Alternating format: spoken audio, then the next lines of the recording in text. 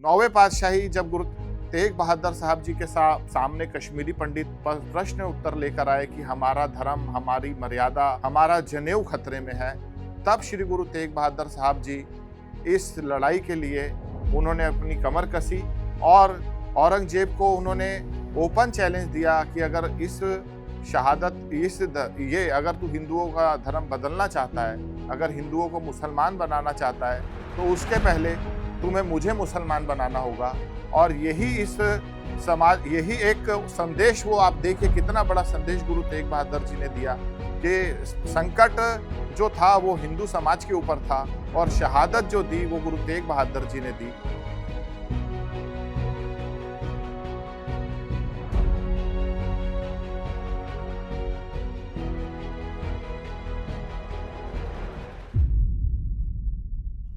साथियों, आज हम बैठे हैं विदर्भ क्षेत्रीय कार्यालय नागपुर शहर में। आज हम आपको रूबरू कराएंगे श्री गुरु तेग बहादुर साहेब जी के समागम समिति के उपाध्यक्ष माननीय सरदार परमजीत सिंह भट्टी जी। भट्टी जी, आप अपने बारे में कुछ बताइए। वाहिगुरु जी का खालसा, वाहिगुरु जी की फतेह।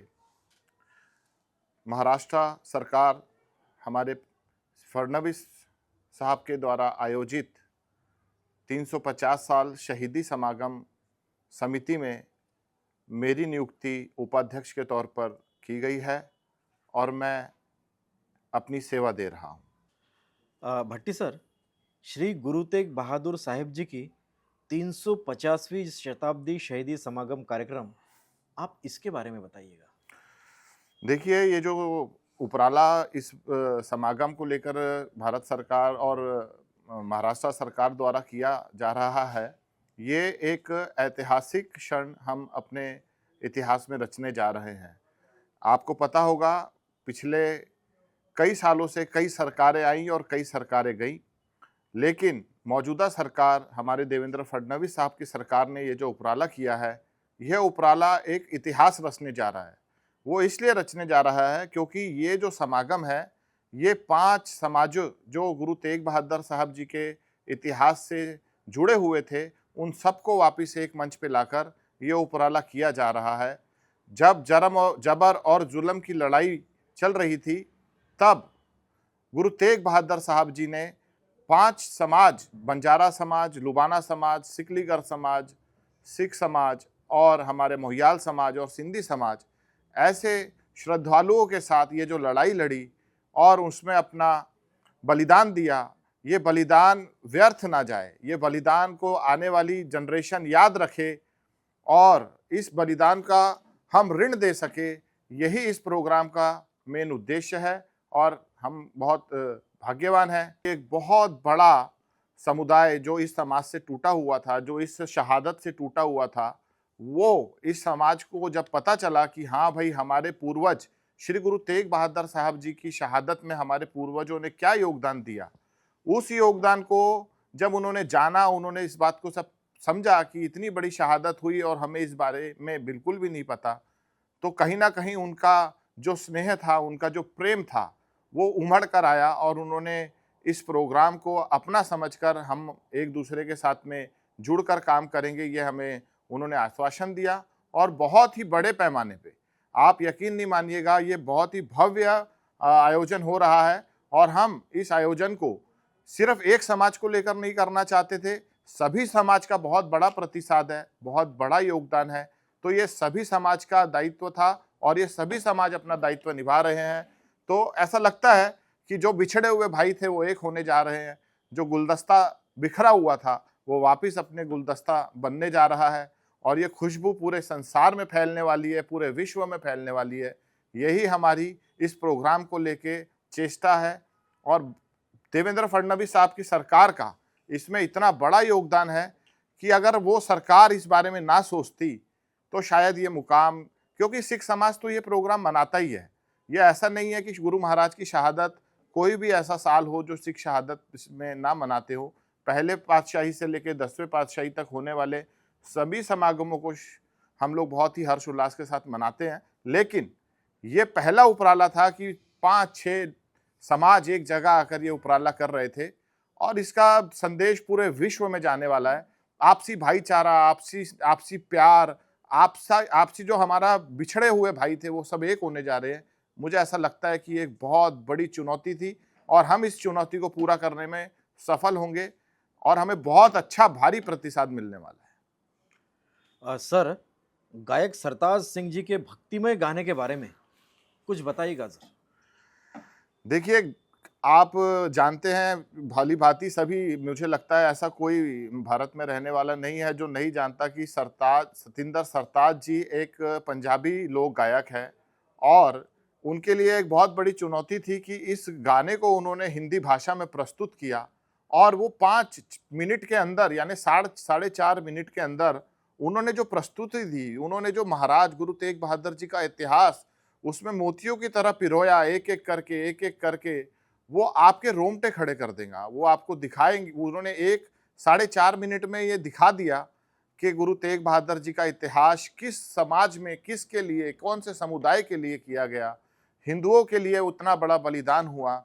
तो सतिंदर सरताज के खुद के शब्दों में वो उन्होंने गीत जो प्रस्तुत किया, उससे अच्छा गीत मुझे नहीं लगता कि और कोई बना पाता या गा पाता। और देखा होगा सबने वो गीत, सुना होगा उसका वीडियो जो है वो सभी देख रहे हैं। एक अद्भुत गीत की पेशकश उन्होंने की है और वो हर सिख, हर बंजारा, लुबाना, सिकलीगर समाज के हर हर शब्दों में वो गीत बस गया है। तो उसके लिए हम सतिंदर सरताज का भी धन्यवाद देते हैं कि उन्होंने अपना कीमती समय दिया, इतने कीमती बोल इस शब्द के लिए उन्होंने पिरोए। उनका बहुत-बहुत धन्यवाद करते हैं। सर जी, श्री गुरु तेग बहादुर साहिब जी और गुरु परंपरा के गौरवशाली इतिहास पर कुछ रोशनी जरूर डालिएगा सर। देखिए, सभी जानते हैं कि गुरु तेग बहादुर साहब जी सिखों के 9वें गुरु थे। गुरु परंपराओं का इतिहास गुरु नानक देव जी से शुरू होता है। चलते-चलते जब बाबर अपना जबर जुल्म शुरू करता है तो पहली आवाज़ गुरु नानक देव जी ने बाबर को जाबर कह के बुलाई।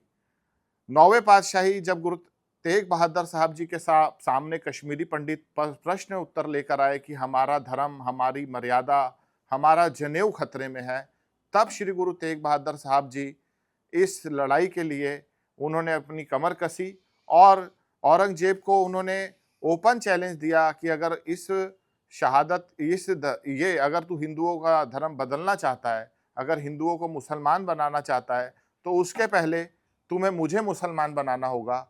और यही एक संदेश, वो आप देखिए कितना बड़ा संदेश गुरु तेग बहादुर जी ने दिया कि संकट जो था वो हिंदू समाज के ऊपर था और शहादत जो दी वो गुरु तेग बहादुर जी ने दी।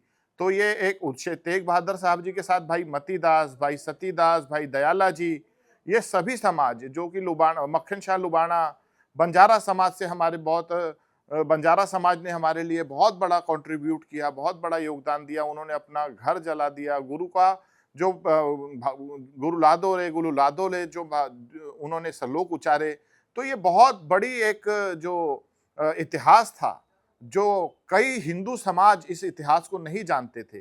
गुरु तेग बहादुर जी के बारे में सिर्फ इतना पता है कि उनकी शहादत हुई, लेकिन वो शहादत क्यों हुई, वो शहादत किन सरकमस्टेंसेस में हुई, किसके लिए हुई, ये इस पूरे कार्यक्रम का यही एक उद्देश्य है। क्योंकि ये उद्देश्य हर घर-घर तक पहुंचकर इसको सफल बनाकर हर घर में हुई शहादत के बारे में चर्चा हो, उसको हमारे आने वाली पीढ़ी याद रखे। गुरु महाराज का इतिहास इसी पूरे प्रोग्रामों में बताया जाएगा और गुरु महाराज की जो शहादत है उसके बारे में भी इस प्रोग्रामों में आपको हर चीज़ से अवगत कराएंगे। तो यही है कि गुरु महाराज का इतिहास ऐसा है कि वो लफ्ज़ों में बयान नहीं किया जा सकता। उसके लिए कोई शब्द नहीं है, उसके लिए कोई बाणी नहीं है। वो शहादत है, वो ना दोबारा रिपीट होने वाली ऐसी शहादत है, जो मुझे नहीं लगता कि इस युग में जब तक इस धरती है, ऐसी कोई शहादत दोबारा हो पाएगी। जी बिल्कुल सर। सर, इस कार्यक्रम के लिए आपका क्या योगदान होगा? देखिए, हमारा इस कार्यक्रम के लिए जो योगदान रहा वो हम अपने आप को बहुत सौभाग्यशाली मानते हैं कि इतने बड़े प्रोग्राम का हम हमारे तरफ से एक हिस्सा बने। ये हमारे कुछ अच्छे कर्म थे कि हम इस प्रोग्राम से जुड़े और हम अपना सर्वश्रेष्ठ देने के उद्देश्य से इस प्रोग्राम से जुड़े।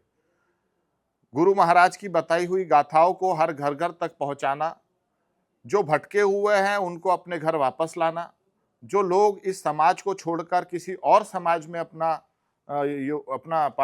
धर्म लेकर गए हैं उनको अपने को वापस लाना, हर घर घर तक गुरु महाराज, गुरु साहिबान की जो ये शहादत की गाथा है, ये गाथा को घर घर तक पहुंचाना, यही हमारा उद्देश्य है। और हर घर में आने वाली पीढ़ियों को, आने वाले बच्चों को इस शहादत के बारे में पता लगे, यही हमारा एक उद्देश्य है और ये उद्देश्य 100% सफल होगा, यही हम आशा करते हैं। भट्टी सर, इस कार्यक्रम के द्वारा परिवर्तन होने की अपेक्षा है, तो आपके हिसाब से क्या परिवर्तन होगा इसमें? देखिए, इसमें परिवर्तन की अपेक्षा नहीं है, परिवर्तन हो रहा है।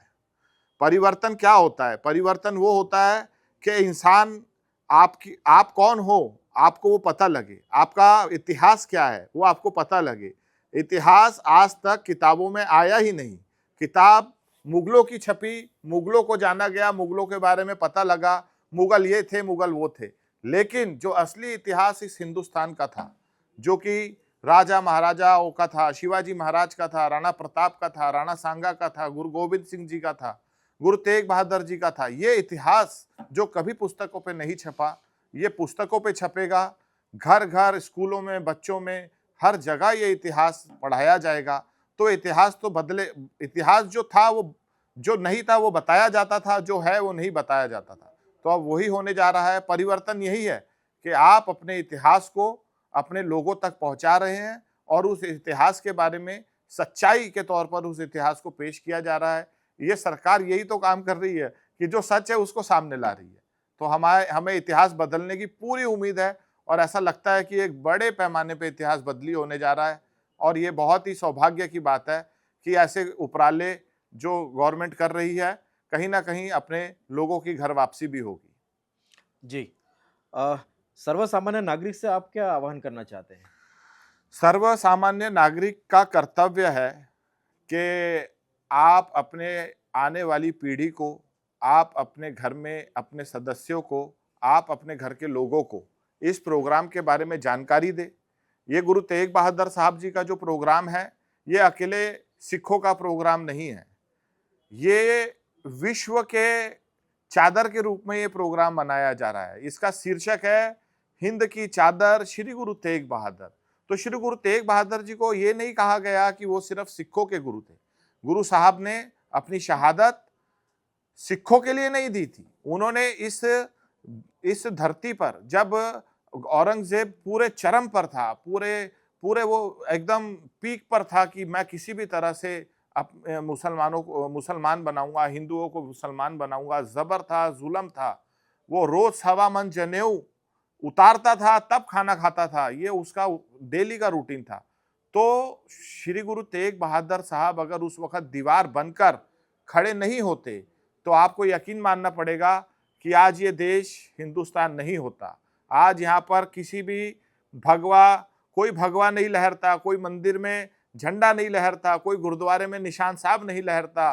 तो ये एक अपना बहुत गहरा विषय है कि इस देश की इस संस्कृति को बचाने के लिए जो महाराज गुरु गोविंद सिंह जी ने, गुरु नानक देव जी ने, गुरु तेग बहादुर साहब जी ने, भाई मती दास ने, भाई सती दास ने, भाई दयाला जी ने, और ना जाने ऐसे कितने अनगिनत, हम कई लोगों को तो भूले हैं, कई लोगों का तो हमने जिक्र ही नहीं किया। सिखों का इतिहास सिर्फ और सिर्फ शहादत का इतिहास है। ना जाने ऐसे कितने शहीद, हम उनका भी, जिनका हम नाम नहीं ले पा रहे, उनके लिए भी हम नमन करते हैं। उन्हें भी हमारा नमन है कि न जाने कितनी शहादतें हुई और ये शहादतों को हर घर घर तक पहुंचाना चाहिए। हम आने वाली हर जनता से, हम आने वाली हर एक व्यक्ति से यही हमारी अपील है कि इस महान शहादत को हर घर घर तक पहुंचाएं। जी बिल्कुल सर। भट्टी सर, इस कार्यक्रम की सफलता के लिए किस प्रकार की कल्पकता है जो याद रहे? देखिए, इस समागम की सबसे बड़ी कल्पकता है इन समाजों का एक जगह आकर अपना भाईचारा बढ़ाना। आप एक दूसरे को कई बार मिले होंगे, कई बार हम एक दूसरे के साथ में मिलते हैं, लेकिन हम उस तरह से मिलते हैं जैसे कोई अजनबी, लेकिन हम अजनबी नहीं है। आज सिंधी समाज, सिख समाज, बंजारा समाज, लबाणा समाज, मोहियाल समाज, ये सब एक थे।